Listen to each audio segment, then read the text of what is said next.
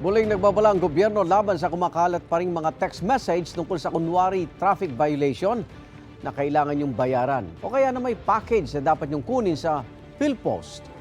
Huwag po niyong i-click ang link na ipinadala sa inyong cellphone dahil yan po'y scam. May unang balita si Darling Kai. Isa ka rin ba sa nakatanggap ng text na meron kang package na hindi ma-deliver ng PhilPost? O kaya may matatanggap ka raw pera mula sa SSS? O yung may traffic violation ka na dapat mong bayaran? Phishing SMS o text scams yan. Kapag clinic mo ang link o sumagot ka, pwedeng makuha ang mahalagang impormasyon mo o ang iyong pera. Sa kasamaang palad, suki na ng scam si Lucy. 10 beses na siyang nabibiktima ng mga text scam. Disappointed. Tapos sabi ko, ano ba yan? Bakit parati na lang ganito?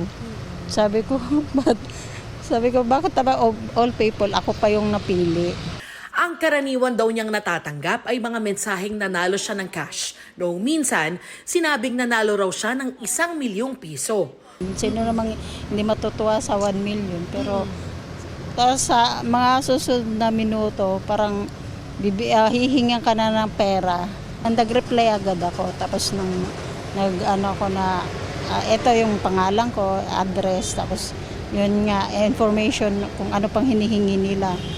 Umabot daw sa 45,000 pesos ang naibigay sa manloloko. Pero sa iba pang text tungkol sa package, naloko na naman siya. Magaling siya magsalita dahil kaya naniniwala ako kasi akala ko totoo. Si Margaret naman, halos araw-araw nakakatanggap ng mga kaduda-dudang text message. Pero dahil nabalitaan niya na ang kumakalat na scam, hindi na siya naniniwala. Automatic block na po. Or like, di ko na po pinapansin. Kasi alam ko naman po like, wala akong parcel or like, hindi naman po ako. Tsaka medyo obvious naman po din sa itsura ng text na like, scam.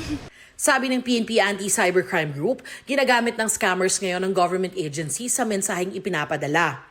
Style kasi nila ngayon dahil alam mo yung gobyerno ay nasa e-governance ng gobyerno ngayon. So katulad dun sa PhilPost, ginagaya nila yung mukha ng PhilPost. Huwag daw i-click ang mga link na kasama sa text messages. Kapag clinic daw ang link at nag-input ng credit card number, kinukuha na ang password mo at iba pang mahalagang impormasyon. Nagbabalaan na rin ng PhilPost, MMDA at LTO tungkol sa ganitong mga kumakalat na mensahe. Hindi raw sila nagpapadala ng notice sa pamamagitan ng text message. Isinabatas ang SIM Registration Act para umano mapigilan ang text at online scams. Pero bakit ang dami pa rin nating natatanggap na ganitong klaseng mensahe? Sa part namin sa PNP-ACG, sa PNP-ACG, champion namin siya. Talaga, siyempre yung criminal lagi mag-iisip yan ng pamamara kung paano siya maging biktima. Kahit sabihin mo may batas na yan, siyempre magkahanap yan ng paraan. Ang numbers kasi natin, alam natin na mayroong gadget na kakayanan na higupin yan. Kunwari, yung mga dati-dati usong-uso yung mga text plus yung hihigupin niya yung number mo kung saan ka man na